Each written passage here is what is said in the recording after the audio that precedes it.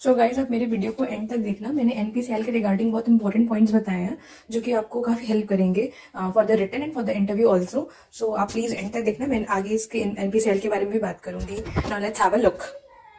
Hello guys, welcome to my channel. So guys आज आप सबको पता होगा कि हमारे जो भी एग्जाम्स होने वाले हैं वो एएमडी है या फिर एनपीसीआईएल है, उन सभी की डेट्स आ चुकी हैं। एनपीसीआईएल नैप्स का एग्जाम 15 मार्च को है, एनपीसीआईएल मैप्स यानी कि मद्रास पावर स्टेशन का एग्जाम 20 मार्च को है, एंड एनपीसीएल रावत भाटा यानी कि आरआर साइड का एग्जाम 27 मार्च को है, एंड एएमडी ने भी अपना एग्जाम रिलीज कर दिया है। तो गाइज ये सभी एग्जाम्स आ रहे हैं, आप सभी को प्रेशर होगा कि हम इस एग्जाम की तैयारी कैसे करें। सो गाइज मैं आपके लिए सिलेबस टू द टॉपिक मैं आपके लिए यहाँ बात करूँगी।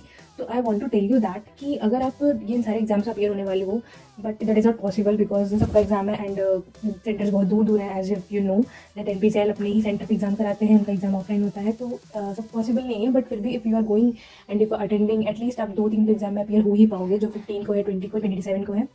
तो guys I want to tell you that कि ये सभी एग्जाम्स डीएई के हैं, तो उनका कुछ पर्टिकुलर टॉपिक होता है जिससे वो क्वेश्चंस पूछते हैं। तो आज मैं आपसे यहाँ बेसिकली सिलेबस डिस्कस करने आई हूँ, एंड जो भी इंपॉर्टेंट पॉइंट्स है regarding instrumentation electronics branch, I will discuss that. So guys let's discuss this.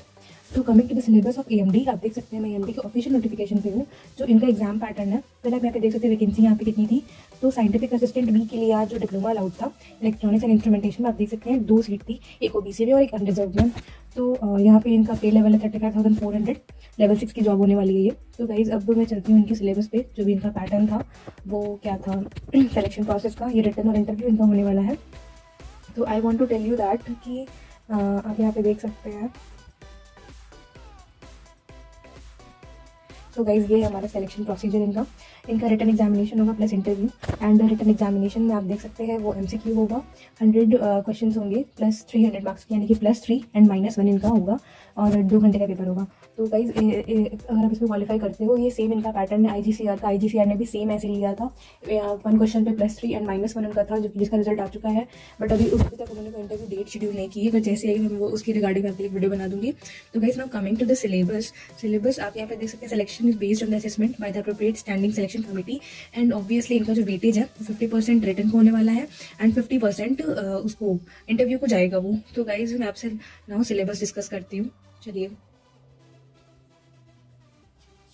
So guys इनका जो भी एग्जाम होगा वो रिटन में टेक्निकल क्वेश्चंस होंगे। बेसिकली इंस्ट्रूमेंटेशन और इलेक्ट्रॉनिक्स ब्रांच की बात करें तो बेसिकली यहाँ पे हमारे बहुत सारे क्वेश्चंस प्रेशर से होते हैं, टेम्परेचर सेंसर से होते हैं, like you know RTD thermocouple के क्वेश्चंस बहुत देखने को मिलेंगे आपको, जैसा कि हमने आईजीसीआर के पैटर्न में देखा था। अगर आप उसमें पेयर होंगे then you must remember than. और आप देख सकते हैं यहाँ पर डायफ्राम, बेलोज, इन सबसे क्वेश्चन बहुत होंगे। ये सब प्रेशर सेंसर्स में आते हैं, टेम्परेचर सेंसर्स में। बाकी आपका पीजो इलेक्ट्रिक से क्वेश्चन जरूर आता है। एंड गाइज आप टेम्परेचर रेंज जरूर याद रख लेना सभी चीज़ों की, लाइक आरटीडी का क्या रेंज है, थर्मोकपल का क्या रेंज है, thermocouple effect that is Seebeck, वो बहुत ही मतलब मोस्ट रिपीटेड क्वेश्चन में से है एक वो। एंड आरटीडी में कौन सा एलिमेंट यूज होता है, थर्मिस्टर, और भी बहुत सारे पैरामीटर पे क्वेश्चन आया ही था आईजीसीआर में, आपको याद होगा। और बेसिकली हमने देखा था आईजीसीआर में कुछ सी लैंग्वेज के भी क्वेश्चन थे। तो अगर आप बेसिक क्वेश्चन सीखे, जैसे एरे वगैरह के आप देख लेना। और मैं बात करूँ तो इलेक्ट्रॉनिक्स में एम्पलीफायर वगैरह से क्वेश्चंस जरूर आएंगे, लाइक ऑप-एम्प से। ऑप-एम्प इनका फेवरेट पार्ट होता है डीएई का, तो वो ज़रूर पूछेंगे। एंड डिजिटल में कन्वर्जन ही आता है बेसिकली, ज़्यादा कुछ टफ नहीं आया था। तो ये इसका हो जाएगा डिजिटल का पार्ट। बाकी मेजरमेंट के वोल्ट मीटर, एमीटर से क्वेश्चन होंगे, ओम मीटर से भी हो सकता है। तो गाइस ये सारे पार्ट्स आप जरूर देख लेना, उसमें से ज़रूरी क्वेश्चन आएंगे ही आएंगे। सो गाइस ये सारे इंपॉर्टेंट पॉइंट्स थे। अगर आपको इसमें थोड़ा सा भी बेनिफिशियल लगा हो तो आप उसको जरूर प्रिपेयर करना, और गाइस एक लाइक कर देना मेरे वीडियो को। नाउ अब मैं चलती हूँ एनपीसीआईएल की वेबसाइट पे। एनपीसीआईएल रावत भाटा का जो प्रोसेस है वो मैं आपको बताती हूँ गाइस। तो ये आप देख सकते हैं, ये एनपीसीआईएल का पैटर्न है गाइस, ये मैंने पहले से खोल के रखा था। तो आप यहाँ पे देख सकते हैं कि इनका रिटन एग्जामिनेशन प्लस इंटरव्यू होगा, और रिटन इनका ऑफलाइन होगा, और इनका रिटर्न 2 घंटे का होगा, जो कि 100 क्वेश्चन होंगे उसमें। और गाइस इनका नॉन टेक पार्ट भी होता है, 10 इंग्लिश क्वेश्चन होंगे, 10 जनरल अवेयरनेस के, 10 20 एप्टीट्यूड के होंगे, जो कि आपका 10th लेवल का होगा। और बाकी जो 70 क्वेश्चन होंगे वो हमारे डिप्लोमा वाले डिसिप्लिन से होंगे, लाइक इंस्ट्रूमेंटेशन और इलेक्ट्रॉनिक्स, जो भी आपका डिसिप्लिन होगा वेरियस होंगे। तो गाइस एनपीसीआईएल का भी पैटर्न मुझे बहुत पता नहीं है, बिकॉज मैंने एनपीसीआईएल का पैटर्न एक्जैक्टली मतलब मैंने प्रीवियस ईयर देखा नहीं है, बट मेरे पास एक प्रीवियस ईयर पेपर है, तो मैं आपको उसको शेयर कर दूंगी। इफ़ यू वांट कि मैं आप उस पेपर को देखना चाहते हैं देन प्लीज़ आप मुझे कमेंट बॉक्स में कमेंट करो, I will share with you. So guys ये इनका सिलेबस है, और आप देख सकते हो इसमें आप इसमें अपना नॉन टेक पार्ट कवर कर लेना, because 30 marks matters a lot obviously in selection process. So ये तो है इनका पैटर्न। और गाइज इनका आप ये देख सकते हैं 1/4 नेगेटिव मार्किंग होने वाली है। एंड जो भी इनका सिलेक्शन क्राइटेरिया है, like general for general and EWS category 40% marks if you will that will be minimum safe secure. जो क्वालिफाई करने के लिए होने वाला है SC ST OBC PWD के लिए 30% मार्क्स मिनिमम तो होने ही चाहिए। बाकी सिलेक्शन प्रोसेस कट ऑफ वगैरह आपको सब पता है, इंस्ट्रूमेंटेशन इलेक्ट्रॉनिक्स में कितना फाइट है। तो that is the thing what I want to tell you in this video. So guys ये इंटरव्यू के लिए 1:5 टाइम्स क्वालिफाई करेंगे। लाइक अगर 1 सीट है तो 5 लोग को बुलाएंगे, 2 सीट है 10 लोग को, इससे ज़्यादा ये इनका नहीं होने वाला है। जैसे कि हमने IGCR में भी देखा है, एग्जैक्टली यही सेम पैटर्न है। सो आप यहाँ पे देख सकते हैं इनका मेरिट लिस्ट कैसे प्रिपेयर होगा।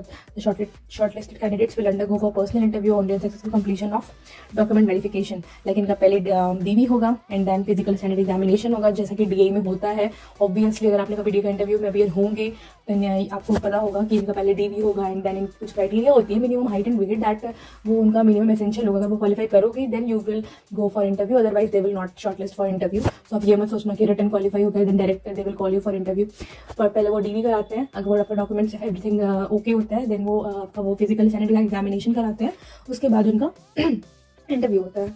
तो ये इनकी चीज़ें हैं। और गाइस आपको यहाँ पे मैं एक चीज़ बताना चाहूँगी कि अगर 2 लोगों के मार्क्स पर टाई होता है तो ये कैसे प्रेफरेंस करेंगे, मतलब कैसे शॉर्टलिस्ट करेंगे on the basis of that. तो आप यहाँ पे देख सकते हैं कि जिनका हायर मार्क्स होगा, candidates with higher marks in written examination will be placed higher on the merit list.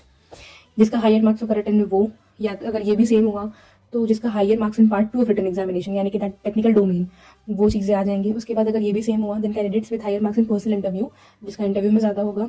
If not then candidates with lower negative marks. तो गाइज ये बहुत इंपॉर्टेंट पॉइंट है जो आपको बताना चाह रही थी कि आपको नेगेटिव पॉइंट्स का बहुत अच्छे से ध्यान रखना होगा कि आपके नेगेटिव कम हो। बिकॉज आप यहाँ पे आपसे मैंने मेंशन किया है कि candidates with lower negative marks in written examination will be placed higher in the merit list. तो आप समझ सकते हैं कि नेगेटिव मार्क्स जितना कम रखोगे, कोशिश करना कि नेगेटिव कम हो। तो guys this is the thing what I want to tell you. Basically मैं आपसे DA के इंटरव्यू के रिगार्डिंग मैं आपको कुछ बताना चाह रही थी, but if you want that video, ये तो बहुत लंबी हो जाएगी। If you want that video then आप प्लीज़ मुझे कमेंट करो एंड प्लीज़ मेरी वीडियो को लाइक करो। And if you want any more update regarding electronics and instrumentation branch then do subscribe my channel. Thank you guys.